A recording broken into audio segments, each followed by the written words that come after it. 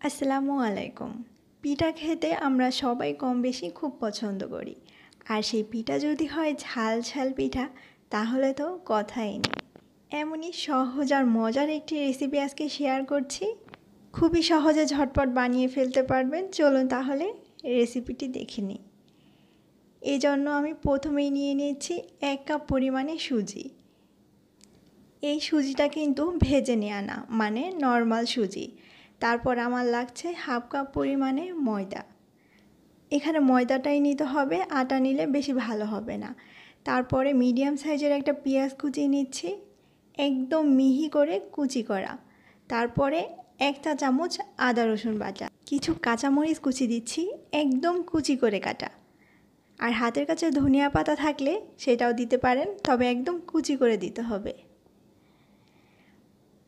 তারপর আমি এর মধ্যে দিয়ে দিচ্ছি 1 চা চামচ পরিমাণে লাল মরিচ গুঁড়া, অবশ্যই আপনি দিবেন ঝাল বুঝে। তারপরে দিচ্ছি হাফ চা চামচ ধনিয়া গুঁড়া এবং 1 চা চামচ জিরা গুঁড়া। আর হলুদ গুঁড়া দিচ্ছি হাফ চা চামচের থেকেও কিছুটা কম।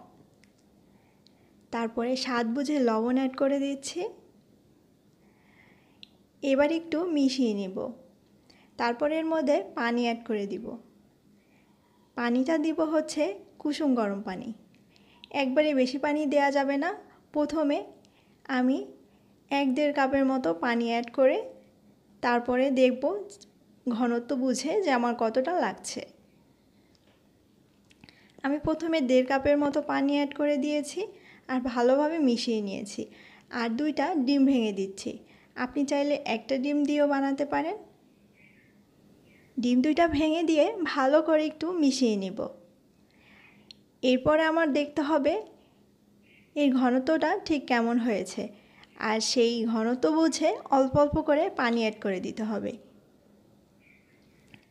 এই ব্যাটারটা একদম বেশি ঘন হবে না, আবার একদম পাতলাও হবে না। মিনিমাম 10 মিনিটের মতো ঢেকে রাখবো আর তারপরে ভাজার জন্য চলে যাচ্ছি। অবশ্যই ডুবো তেলে ভাজতে হবে, মিডিয়াম টু হাই হিটে। ভাজার সময় চামচ দিয়ে সাইডের তেলগুলো উপরের দিকে এভাবে দিয়ে দিলে খুব সুন্দরভাবে যখন ফুলে আসবে, আর তারপরে উল্টে দিতে হবে। আর এইভাবে মিডিয়াম আঁচে ভাজতে হবে, একটা একটা করে ভাজতে হবে। সবগুলি পিঠাই খুব সুন্দরভাবে ফুলেছিল। আর এই পিঠাগুলো খেতে ভীষণই মজার আর একদমই নরম তুলতুলে। ভর্তা, চাটনি কিংবা মাংসের সাথে সার্ভ করতে পারেন, কিংবা এই পিঠাগুলো এমনিই খাওয়া যায় শুধু নাস্তা হিসেবে। আমার কাছে তো খেতে ভীষণ মজা লেগেছিল। আশা করছি আপনাদের ভালো লাগবে।